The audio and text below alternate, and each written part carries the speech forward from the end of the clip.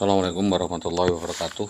Masih dalam rangka menanggapi dan mencermati perkembangan kasus ya untuk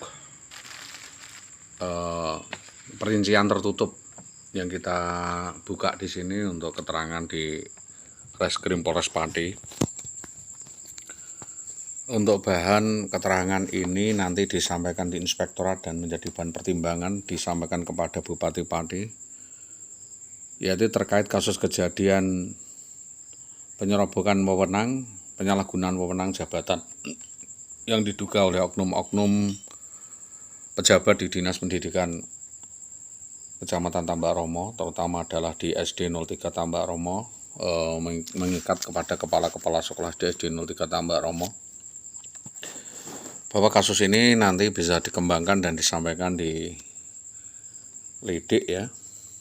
Terkait kasus kejadian ini kuat dugaan dari awal sudah ada perencanaan dan bermula dari persekusi, eksekusi dan penculikan yang dilakukan oleh gerombolan orang yang tidak dikenal, yaitu ada 2 orang, yaitu BPPM dan Besut, yang belakangan kita ketahui ada keterlibatan Kardi, dan yang sekarang jadi Lurah Katan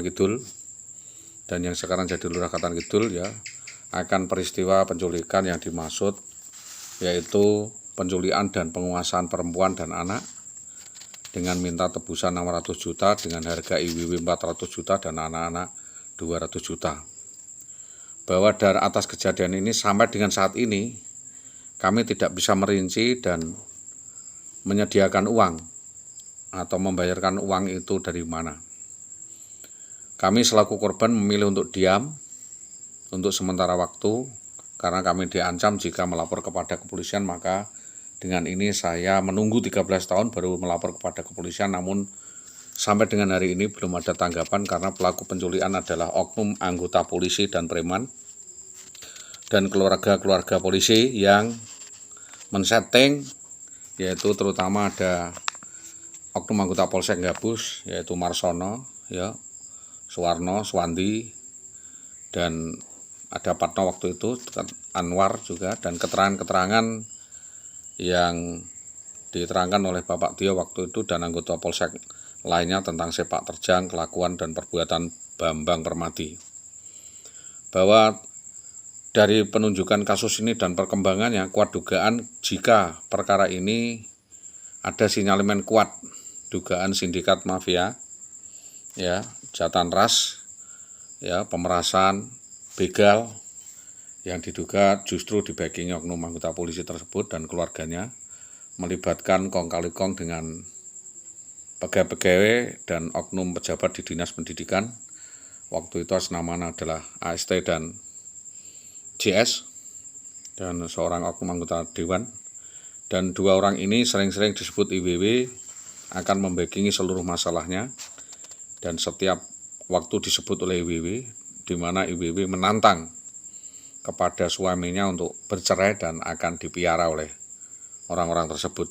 Jadi dugaan kuat saudara IWW sudah menjadi perempuan simpanan oknum-oknum pejabat itu sehingga memungkinkan melakukan perbuatan-perbuatan terkutuk dan masif seperti ini dengan harapan akan dipersunting oleh oknum pejabat atas nama Jayus Setianto dan mungkin oknum Dewan AS tersebut, atau mungkin dimanfaatkan oleh Bambang Permadi. Jadi pelaku ketiga itu adalah Bambang Permadi, AST dan JS, itu motor utama. Di belakangnya tentu lebih banyak lagi, ada Sodik, Wasito, Suwawi, Jatmiko, dan banyak sekali guru di SD Winong yang diduga terlibat di dalam rekayasa rentang waktu minggatnya IWW dengan oknum polisi tersebut, juga pria-pria hidung belang, guru-guru hidung belang di Dinas Pendidikan Tambak Romo. Akan latar belakang kejahatan saudara IWW inilah yang belakangan oleh para pejabat ini dugaan dengan atas gratifikasi seks, ya, hubungan-hubungan khusus, permohonan cerainya di ACC dan disampaikan kepada Bapak Bupati Pati juga di ACC. Dan saya juga menghadap kepada Bupati Pati menyarankan agar dapat ditempuh secara mediasi kekeluargaan tetapi mengalami jalan buntu dan tetap terjadi proses perceraian. Bahkan sampai titik puncak hari ini di BP4 juga waktu itu IWW tetap memilih untuk bercerai dan tidak bisa pulang atau rujuk kepada saudara Dede. Maka dengan kejadian ini mohon dengan pertimbangan khusus sama apa benar atau salahnya, bersama apakah benar atau salah, sama antara kenyataan, realita, fakta dengan opini. Apakah saya beropini?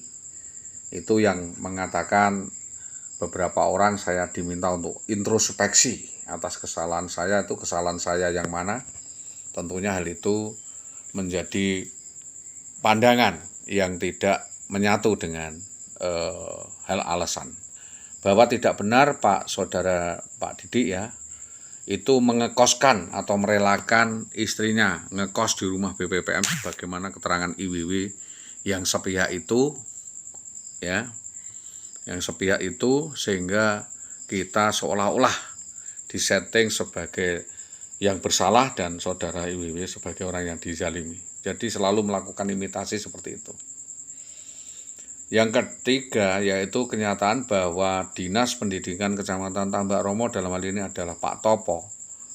Kita sudah berkonsultasi dulu dengan Bapak Jayus juga di rumahnya atas permasalahan IWW ini, dan konsensus yang disampaikan saudara Jayus tidak akan intervensi akan kasus ini, dan dia tidak akan menyetujui upaya perceraian yang diajukan oleh saudara IWW. Jadi menurut petunjuk Pak Topo, kami sudah limpahkan di Kepolisian Lidik 3, Bapak Ari Sulistiawan, dan kepada Bapak Mita waktu itu ke Ombudsman, Subkomisi Pelayanan Pengaduan, dan Mensesnek RI. Kita ditantang Sutopo untuk membuktikan tentang hal itu. Tentu pembuktian itu ada di kepolisian. Dan semua adalah tanggung jawab masing-masing koridor, di mana urusan rumah tangga ada di Polsek Winong atau Babin Kaptipmasnya di Winong. Urusan kriminal, penculikan dan perampasan dan percobaan pembunuhan kepada saya adalah Polsek Gabus dan Polsek Pucakwangi.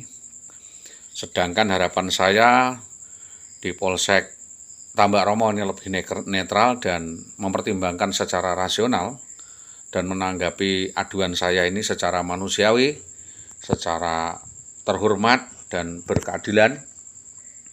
Karena mekanismenya memang selama ini, mekanisme pelaporan ini sangat rumit, dan akhirnya saya selaku korban sudah melimpahkan kasus ini kepada Komnas HAM, Ombudsman RI, Kompolnas agar dapat ditangani dan dikomunikasikan secara bersama-sama, merunut pada petunjuk Bapak Topo yang melimpahkan kasus juga kepada Inspektorat. Jadi harus di cross check bahwa melalui kasus ini masuk ke dalam beracara perdata, belum ke pidana, atau pidana yang diperdatakan, silahkan kepolisian nanti masuk yang mana. Karena KDRT itu sebenarnya adalah rekayasa saudara IWW sendiri, dan itu adalah KDRT Faide.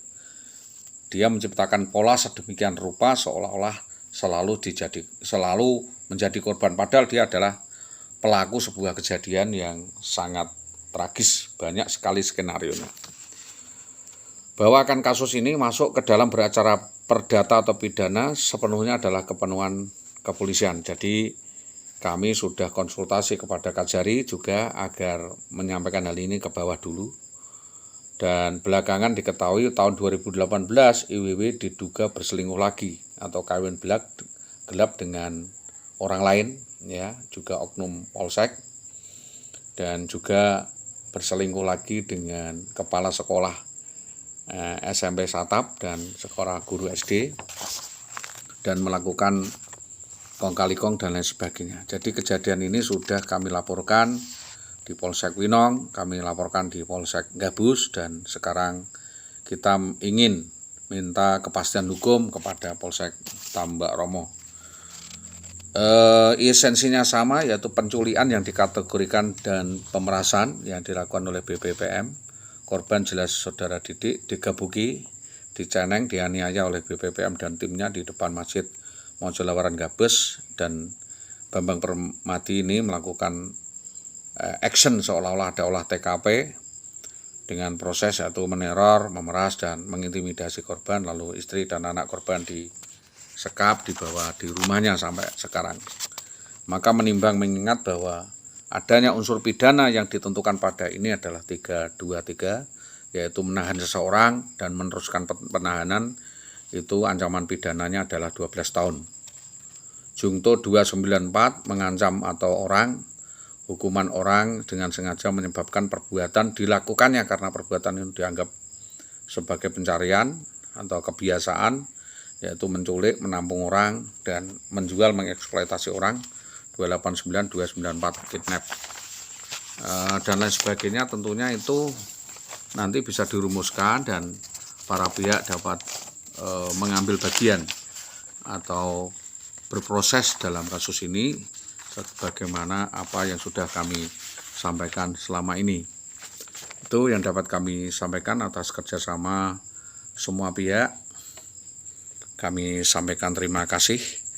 Selamat malam. Assalamualaikum warahmatullahi wabarakatuh.